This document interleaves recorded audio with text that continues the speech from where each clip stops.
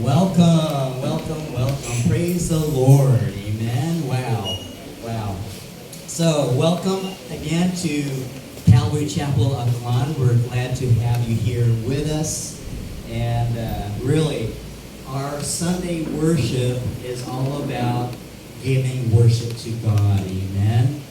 Like I keep reminding all of us, whether we're feeling great or we're feeling sad or depressed or angry or bitter, we let those things go because we want to worship God, amen? Because He deserves worship no matter how we're feeling. So that's why we gather together, so we can worship together the Lord. And there's something that happens when we worship the Lord together and you're not feeling well, you're feeling down. There's something about worshiping the Lord that lifts our spirits, amen? And that's the Holy Spirit within us. He wants to lift us up as we worship Him, and that's what happens. So thank you, worship team, for leading us in worship this morning, amen? So I'd like to, there you go, welcome again to Calvary Chapel Upline. We especially want to welcome Dr. Noel and Dr. Joyce, America and Irene.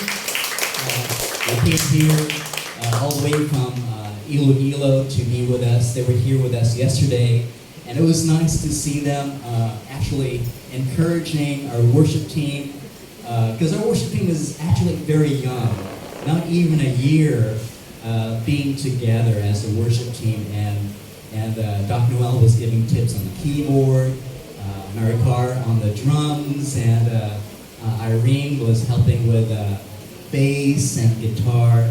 So we really appreciate your coming here to encourage us. So thank you, CC Iloilo, for being here with us. And also, I'd like to also welcome, we have some visitors here with us. If I can say these names, if I say it wrong, I'm sorry. But first we have John Tinga, is that right? John Kenneth in the back. Welcome, John Kenneth. Let's see what else we have here. We have Jenilyn Olo, right? So welcome, Jenilyn, back over here.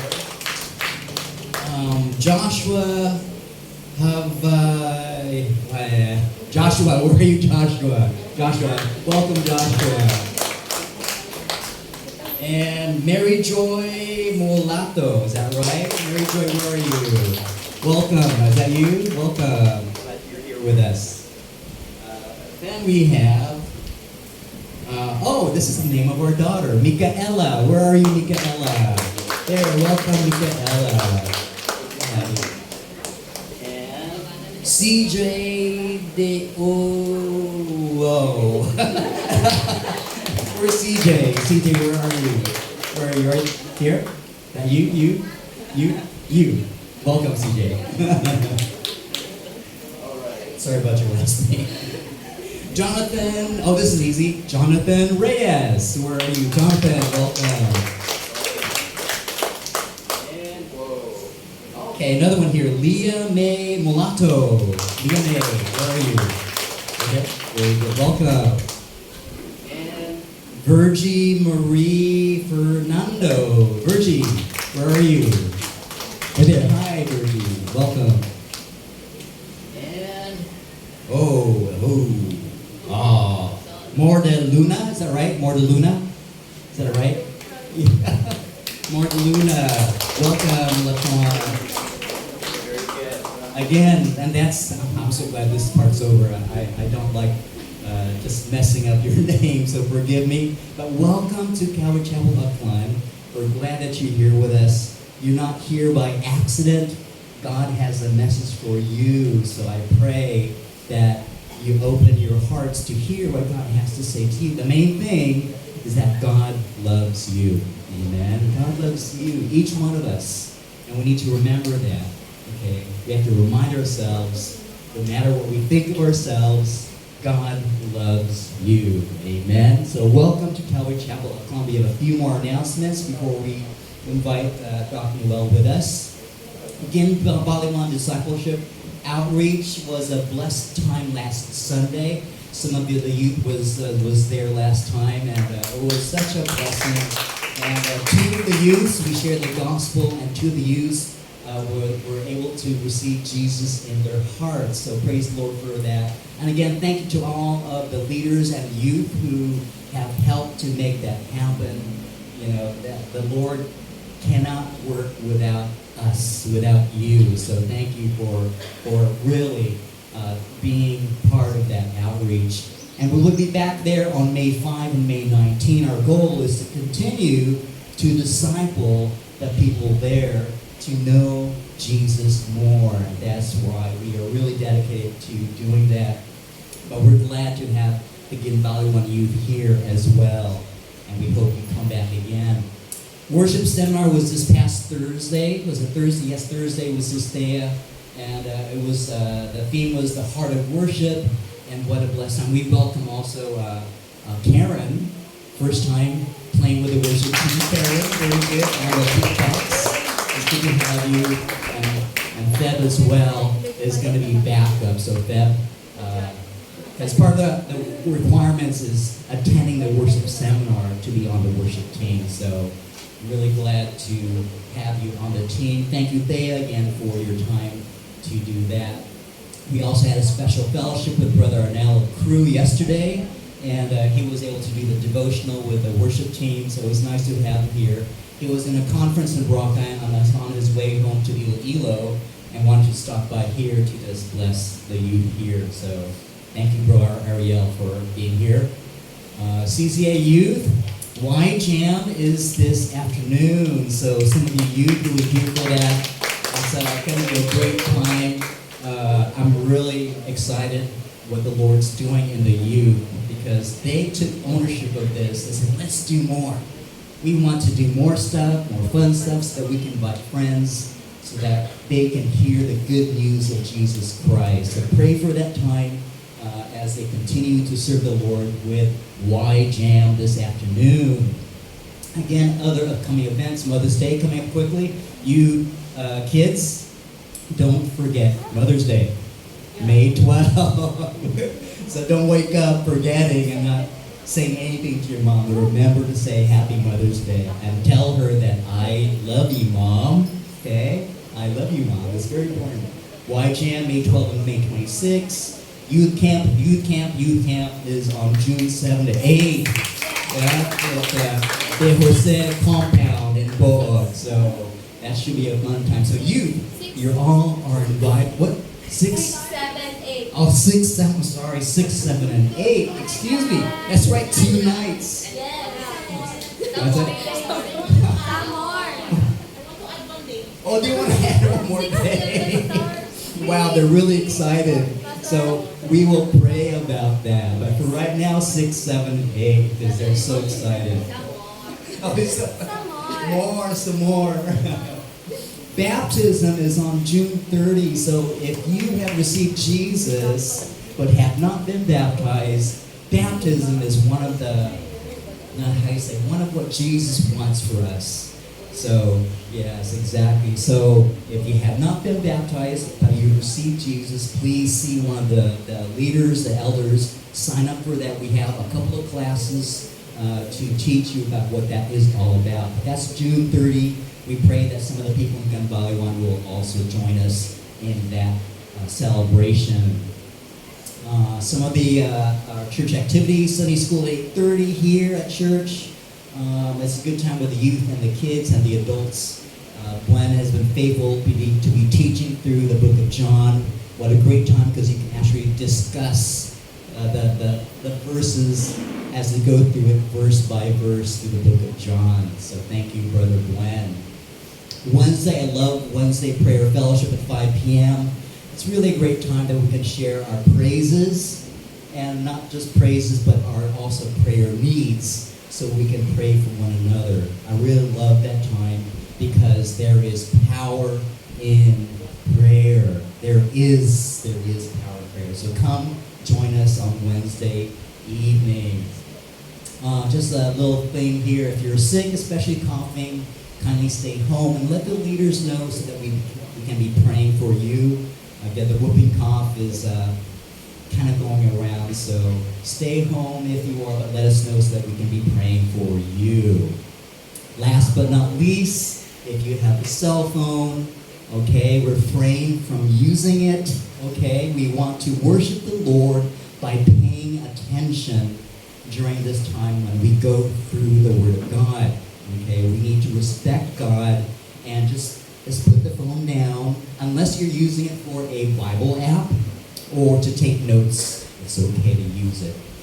We have all week, the rest of the day, to be on your social media or playing your games. But remember, control the phone. Don't let the phone control you, okay? So don't let it control you. All right, so I think that's about it for the announcements. That's it. So before I bring Dr. Noel up, I just want to, I appreciate Dr. Noel. He is such a, not just very intelligent, he knows the Word of God. He surprises me. You know about this word, what it means? I go, no. And then he proceeds to explain the meaning behind it and how it actually opens up the Word of God so that we can understand it more. But I love more than that is his heart. He is such a generous person. He's always there willing to help, to support. He's helped many of us here in our church, Brother Arnell. And he's a busy guy. He's a doctor along with his wife. So he's super busy, but he took time to be here. And we really love you and appreciate your being here with us. So Dr. Noel, could you please come up and welcome Dr. Noel as he shares with the Word of God in Galatians chapter 3.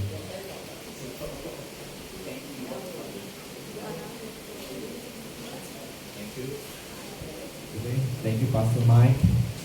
Wow, good morning po sa inyong lahat.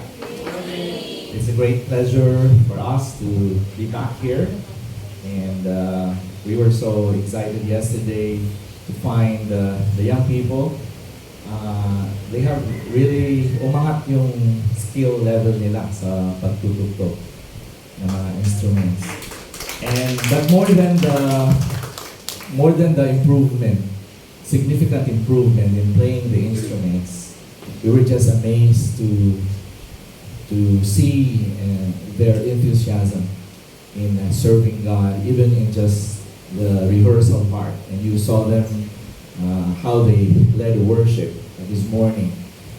Paano ko nasabi yun? Dahil we were also here in the past years, and we knew, we were familiar how scanty the instruments were, and sino ba nagigitara? Kuya Buen is playing alone, and then Ma'am Thea leading, and now you're almost a complete band, and we praise God. We also thank God to have a lot of visitors. Almost half of the hall is filled with visitors, and I'm excited, but also ayun, medyo kinakabahan din. Minsan yung inihanda ay hindi yung notes na babasahin mo o sasabihin mo. But we have the guide, we have the Bible. And we praise God dahil we don't have to, there's a term in Ilonggo, haong-haong. I don't know what that is in Akyanon. Like you're just imagining. We don't just imagine what God has to say to His people, because all throughout history, He has touched the lives of 40 or so men to write down His word throughout history from 40 plus authors, but not one of them is contradicting each other if you just read the Bible in its context. You have God's love story from Genesis to Revelation. And well, incidentally, we are in the book of Galatians, which we started last year, and it's our commitment, albeit we can't be here every last Sunday of the month, but I hope this year we will try to do so. So there will be continuity at, you can remember, maalaala nyo yung ano yung naunang sinabi. If it's too far between, minsan nakakalimutan na, no? So, well, let's come to God in prayer and commit our time to Him. Heavenly Father, we thank you because you are the source of truth.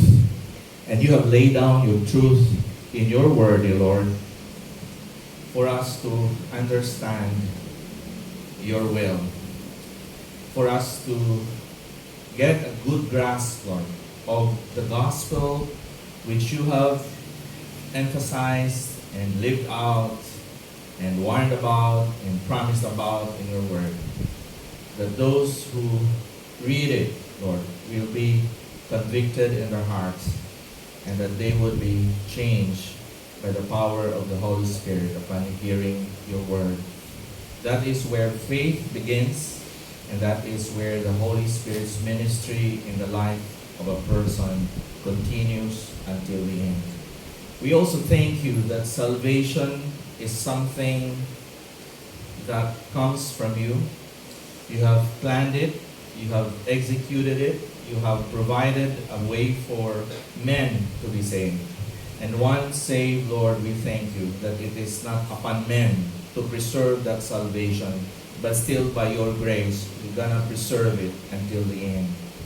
And that gives us a great sigh of relief, knowing our hearts which are prone to sin, hearts that are prone, Lord, to disobey you. We thank you for the ministry of the Holy Spirit who continually convicts us and teaches us in your word, so that our love for you will grow in grace and knowledge of the Lord Jesus Christ. So be with us this morning, even as we study your word. Bring clarity, Lord. Help me to convey, to simplify as much as I can the message of salvation through the epistle of Paul to the Galatians. This I pray in Jesus' name. Amen. Okay. Before I begin, let me ask, or just a show of hands, I wouldn't ask who you are. If you have been to a building such as this with a group of people talking about the Bible, meron bang first time dito? Yung unang-una, first time talaga na, somebody speaking in front and teaching about the Bible. Meron ba? May first timer ba? O lahat tayo nakapunta sa isang lugar na may pagtitipon at ang salita ng Diyos ay inihahayag. Meron ba? Wala. So lahat, huwag kayong mahiya. Kasi ako takot na harapin kayo. No? I don't know the Achaean language. Praise God. He has used a group of people for 40 or so years. Merong app, Kapon, we downloaded it. Is that U version of the Bible? So if you have, you're an Apple user, you go to App Store, sa Google, Google Store ba? And then, it's free. It's free. Ang hindi free, paano turuan mag-pronounce? But anyway, well, we praise God for this resource. He loves the Achaean as well as the Filipinos. That this particular group, you have a distinct language which only you know how to pronounce and understand. And we praise God for the lives of those people who translated the New Testament for us. And I hope that work would continue to include the Old Testament so you have the complete Bible. Aren't you excited? Iba kasi pag yung language mo na, yung binabasa, mas malapit sa puso. So let's open our Bibles to Galatians chapter 3. At maaaring iba sa inyo magtatanong, bakit hindi sa 1 magsisimula? Tapos na po yung 1 matagal na, last year. Kaya lang, medyo mabagal ang pagtuturo, pero ninanais namin na tapusin ang buong sulat o epistle ni San Pablo para sa mga taga-Galacia. Ito ay nagsisimula ng verse 1 at basahin ko po sa Ingles. O foolish Galatians, who has bewitched you that you should not obey the truth, before whose eyes Jesus Christ was clearly portrayed among you as crucified. Okay. Meron pa palang mga salitang ganito sa Bible. Bakit bigla na lang sabihin ni Paul, O foolish Galatians? Di ba napaka-offensive nun? Ano ba sa Achaean yun? Basahin ko sa Bible ninyo. Mga kaumangon gid akamo nga mga taga-Galacia. Matsa halumay it akamo nga nagpinati kamo sa mga sala nga ginaturo. You know how heavy that is? In one version, it says, Oh, my dear idiot Galatians. So you see the heart of Paul here. Yung kanyang disgust, yung kanyang pagtataka, yung kanyang pagkabigla na sa gitna ng kanyang pagtuturo sa kanya, siguro marahil umaga hanggang gabi, tinuturo niya yung gospel ni Jesucristo, na si Jesucristo lamang ang siyang makakapagbago ng buhay nila, makapag-erase ng kasalanan nila dahil binayaran niya ito sa krus ng Kalbaryo. Heto naman po sila, bumabalik doon sa mga seremonya, sa mga sinulat ni Moses, sa mga kasuguan, the law of Moses. They are going there because there was this group of Judaizers who have actually received the elements of salvation, kung paano mailigtas ang isang tao. Ngunit dahan-dahan nilang nire-require yung mga members ng Galatian Church na pagkatapos sila ay mailigtas ng Panginoon by grace through faith, ay kailangan daw, sabi nila, na bumalik doon, sundin muli ang mga seremonya at mga ritual na itinuro sa kasuguan ni Moses. Do you follow? Do you follow? Okay lang ba yung English, Tagalog ko na pabalik-balik? Kasi gusto kong maunawaan ninyo ito eh. Ang kaligtasan sa pamamagitan ng grasya ni Jesus ay nakakamtan lamang sa pamamagitan ng ating pananampalataya kay Jesus. May nabasa kayo kanina, yung there were two people who prayed to receive. Nabasa niyo yon? Yung prayed to receive. Kasi before that, somebody explained to them the gospel. In its simplest form, the gospel says, on the one hand, while God is love, on the other hand, every person who rejects the salvation that Christ offers is under the wrath of God. Naintindihan nyo? May mga binata ng mga gwapo dito sa harap. Okay, maya. Tingin dito, para hindi ako maya. I want to communicate with you. God's love is so great that He sent His only begotten Son into the world, that whosoever believes in Him should not perish but have eternal life. But also in that chapter, in John chapter 3 verse 36, nakasulat din doon, na those who continue to reject Christ are under the wrath of God. Sabi nga doon, the wrath of God remains in them. Alam niyo ibig sabihin ng wrath? Ano ba sa Pilipino ang wrath? Ha? Penalty, ano ba? Galit? Pagpuot. Ang puot ng Diyos, not towards the people, but towards their sin. Because sin is, you miss the mark. God's standard is so perfect that He requires all people, through the law, must obey every word of the law in order for them to be saved. But the problem is, no one has ever done that and no one will ever be. That's why there was a need for God the Father to send His Son.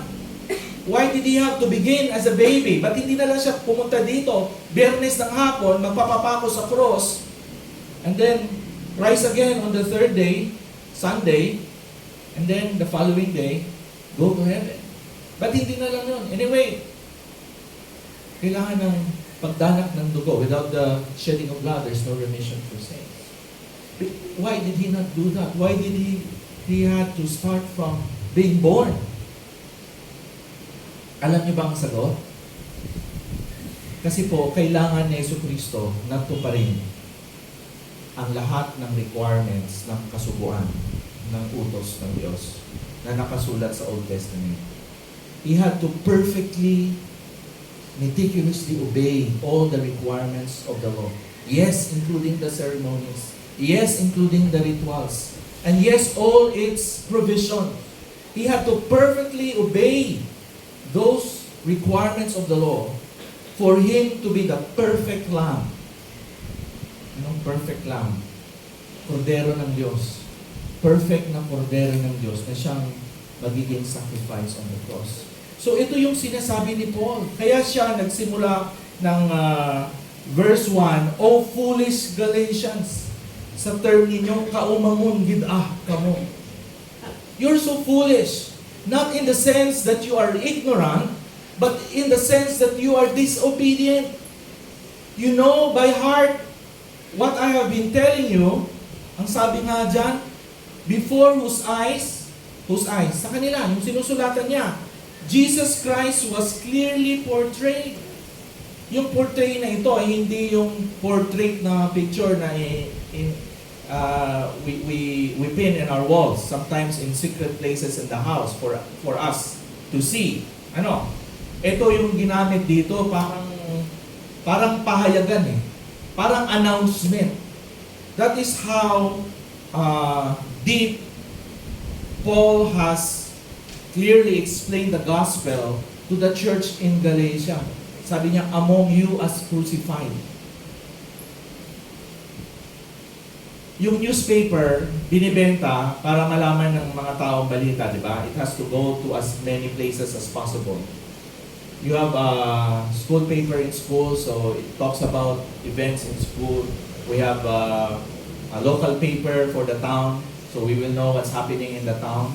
We have national dailies, so we will know what's happening in our nation, and sometimes with foreign news. Ngayon, hindi na newspaper, nasa cellphone nyo na. Pero ito yung pagpapahayag ni San Pablo. Hindi ako nagkulang sa pag-explain sa inyo patungkol sa crucified Christ. How come you are now becoming foolish? Yung kanyang pagkasulat nito sa original language ay madaming exclamation point. Dahil siya'y nabigla. At mapapansin mo ang bahid ng kalungkutan sa puso ni Paul dahil with that much of investment sa kanila ay mistulang hindi na nila nauunawaan ano talaga ang mabuting balita. Sa verse 2, sinabi niya, "This only I want to learn from you." Ang daming mga pwedeng tanungin si Paul sa kanila. Pero ito'y nangingibabaw sa verse 2 kung ano yung isang bagay na gusto niyang malaman mula sa kanila. At ito ay sinabi niya sa pamamagitan ng isang tanong. Did you receive the Spirit? Talking about the Holy Spirit. Did you receive the Spirit by the works of the law or by the hearing of faith? Paano nyo ba natanggap ang banal na Espiritu? Ito ba'y dahil sa mga ginawa nyong mabubuti? O dahil narinig ninyo at kayo'y naniwala, nanampalataya sa salita ng Diyos? That was his rhetorical question. Paul was saying, just tell me this, did you receive the Holy Spirit through the works of the law? Natanggap nyo ba ang banal na Espiritu? Kayo ba ay nailigtas dahil sa pagsunod ng mga gawa, sa pagsunod ng kautusan? O by hearing of faith? Some versions would say the hearing from faith. When we are familiar with that, maybe some of you are familiar with that verse that says, faith comes from hearing, and hearing by the Word of God. Kapag ang isang tao ay natanggap niya yung mabuting balita na sinabi ko kanina, na hindi sa pamamagitan ng ating mabubuting gawa ang siyang nakapag-igtas sa atin, kundi yung ating pananampalataya kay Jesucristo, na siyang nagpapako doon sa krus, namatay para sa iyo at sa akin upang maipahiwatig niya kanyang pagmamahal, pag-ibig sa atin, na kung sino man ang maniniwala sa Kanya ay hindi mawalay, kundi magkaroon ng buhay na walang hanggan.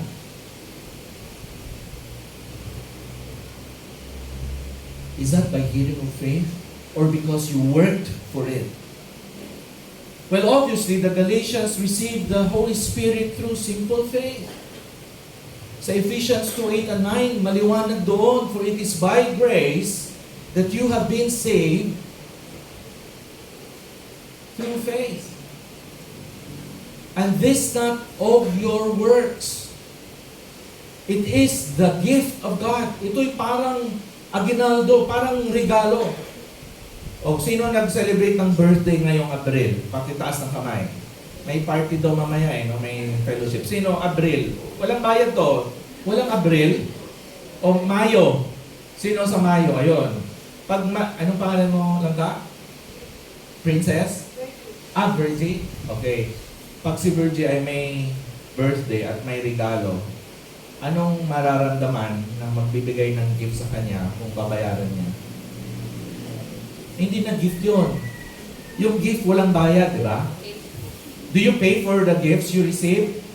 You don't. You just say, thank you very much. Yung kaligtasan po is something hindi natin kayang bayaran. Kaya sa grasya ng Diyos, ito'y binibigay libre sa gustong tumanggap. Maraming mga taong ayaw. Bakit? Gusto nila, they have to work for it. Ang problema, paulit-ulit na sinasabi sa salita ng Diyos, hindi nyo kayang bayaran ang kaligtasan. Yung mabubuting gawa ninyo ay parang mga basahan lamang. Basahan na pampunas sa menstruation ng babae. Ganun yun sa Isaiah. Napakadumi, ano? But I have to say it because that is how God looks at our efforts apart from Him to please Him. Kanina, si Brother doon sa likod, sinabi ko, alam mo kung saan nagsimula ito? Doon pa sa hardin ng Eden.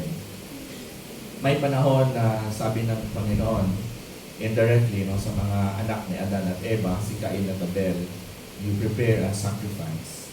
Although it was not explicitly written there, but by God's reaction to their sacrifice, we knew what God required of them. Yung isa sa kanila, killed an animal and then sacrificed it to God. That is Abel, yung nakakabata, di ba? Yung isa naman, yung panganay, magaling, di ba? Pag panganay, ang daming alam. Parang siya lang tama sa bahay. Tama? Sino panganay dito? Ayaw magpatalo. Ganun si Cain.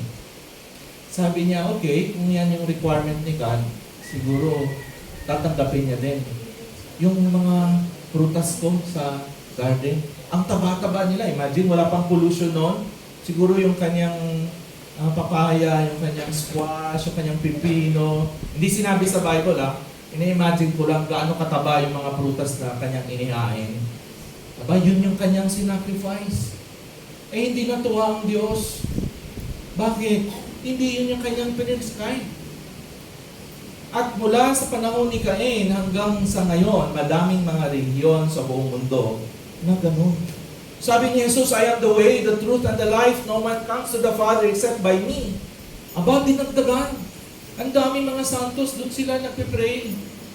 May mga special pa ng mga tao, pati anghel. Ginawang santo. Iba yung santo, Yung santo tao yun na binago ng Panginoon. Regenerated. These are people who believe in God. So, some of them are dead. Yeah, they are saints. Like those recipients of the letter, all of them are dead now. But nowadays, God also sees His children, those who have believed in Jesus as their Lord and Savior, as saints. Do you believe so? So, yun. So Paul was asking, did you receive the Spirit to the works of the law or by the hearing of faith? So the obvious answer is by the hearing of faith. Sa panahon kasi nila noon, ang isang hentil. Sige, I'm describing a term. I need to define. Pag Jew, yun yung bloodline mula kay Abraham. Yun yung Jew. Kapag hindi ikaw Jew o Hudyo, ang tawag sa iyo ay hentil o Gentile. Kasama tayo doon, mga Pilipino. Di ba? So, I think, maliwanag yan. Sa panahon nila, yung isang Gentile was told that he must come under the law of Moses or God would not bless him. Yun yung prevailing na thought sa Galatian culture. If you're a Gentile, if you want to come to God, you must first, become a Jew in practice. And then, once you are a Jew, then you can be a Christian if you believe in Christ. Kaya, galit na galit si Paul sa thought na yon. Kaya sinulat niya ito at nagsimula siya, O foolish Galatians. Kasi walang requirement si God na kailangan maging Hudyo tayong lahat para magiging Kristiyano.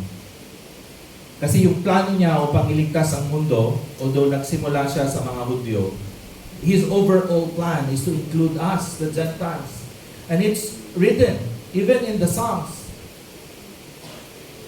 In Psalm 118, the psalmist is inviting the Gentiles to praise the Lord. And right now, we're in the time of history that is so important. Aside from that Jesus is coming very, very soon, sooner than yesterday, sooner than when Israel became a nation again,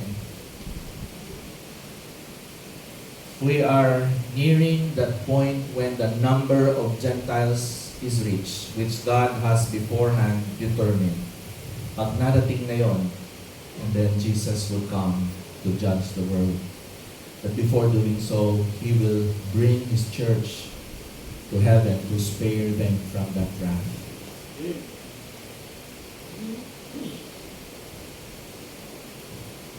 If we know that, parang ako ayoko maging part ng Great Tribulation na mangyayari. Dahil sa Biblia, ito ay dinidescribe na God's pouring out His wrath that has never ever happened. Ibig sabihin, mas malala pa ito nung judgment sa panahon ni Noah. May 8 tao na nailigtas, lahat patay. If the Bible describes the Great Tribulation as worse than any in history, then it's even worse than the flood of Noah. It's worse than the burning of Sodom and Gomorrah. Now, while we are still alive, we are given a lifetime to decide whether to reject Christ or to follow Him. Habang po tayo ay buhay pa, binigyan po tayo ng pagkakataon ng Panginoon, isang lifetime na pagkakataon, upang tanggapin ang Kanyang bugtong na anak bilang ating personal na Panginoon at tagapagligtas. And I hope that each one of you, no, yung iba nakatingin, yung iba nagmumuni-muni, ewan ko anong nasa isip ninyo mga kapatid, sana pag-isipan ninyo yung puntong ito. I may not be able to finish the whole of Galatians 3, but please, deep in your hearts, in your seats, you ask yourself, is Jesus the Lord and Savior of my life? Si Jesucristo ba ang Panginoon at tagapagligtas na aking buhay? Or am I relying on my own goodness in order to pay the penalty of my sin? Now, I have already explicitly told you guys, and for some, it's just a reminder, we can never pay for our sins. But when we look back in history, Jesus paid for the sins of those who will put their trust in Christ. Today is the day of salvation. If you hear His voice, please do not harden your hearts, according to Hebrews. That's why Paul was asking them, are you so foolish? This deception was cultivated by Satan, not only during the time of the Galatians, but until now. Until now. And the people during the time of his writing suffered for the principle of faith. Bakit? Siguro sa mga Hudyo, parang napakasimple naman. Natuto kami sa aming mga ninuno, kailangan sundin ito, sundin yun, magbibigay ng tithes dito, doon. May seremonya ng paglilinis, paghuhugas ng kamay, pagpupunta sa templo tuwing taon at ibibigay yung aming lamb, chosen lamb, or the 10th day of Nisan, puhulihin, i-prepare sa Webes on the 14th day of Nisan, dadalhin sa templo, i-offer ng high priest, and then the following year, over and over again. Eh bakit may bagong pagtuturo si San Pablo? Bakit faith na lang? Bakit faith and no more? Alam niyo po, if we count in our good works plus faith, there was no need for Christ to come down. Do you follow? There was no need for God to send His only begotten Son to the world if on our own we can fix ourselves. That's the essence of yung Holy Week, the Sunday, the Easter Sunday we call it, or more appropriately, the Resurrection Sunday. Because the resurrection of Jesus Christ, it proves from that point and forever that what Jesus claimed about himself and what he wrote in his word are true. Kasi po hindi nangyari yon, walang kabuluhan ang pagtitipon natin ngayong umaga. Walang kabuluhan ang pag-play ng mga worship team, ng mga songs of worship. Kasi hindi totoo ang good news na buhay mula sa mga patay sa Jesucristo. May mga tao nagsasabi, kailangan ko munang ayusin ang buhay ko bago ako lalapit kay Jesus. Narinig niyo yan? Kailangan ko munang, alam mo, dami kong kasalanan eh. Pero kailangan kong ayusin muna. Saka na. E paano kung hindi dumating yung saka na? Habang nagmumotor, pag cross ng road, ayun, sumент lang. Pumutok ang ugat sa utak. Patay. Impyerno, forever and ever. Naku, masakit yun. Dahil hindi lang isang araw. Alam niyo, napakainit sa Iloilo. We're glad yesterday. It's a little warm, pero mas mailansangan sa Iloilo. 9 o'clock ng gabi, nasa 32 pa kami. Nagdadrive ako sa aircon na almost one slot na lang full na. Nasa 38, 39. Makainit. Tumatakbo ako mula sa parking lot papunta sa aking clinic. Ano lang yun? 10 meters? 20 meters? Less than 20. Pagdating sa taas, medyo sumasakit ng ulo ko for that period of time. Mga minamahal, ang impyerno po, there will be weeping and gnashing of teeth. It will be forever and ever. So my challenge, even if I'm not yet done, is if you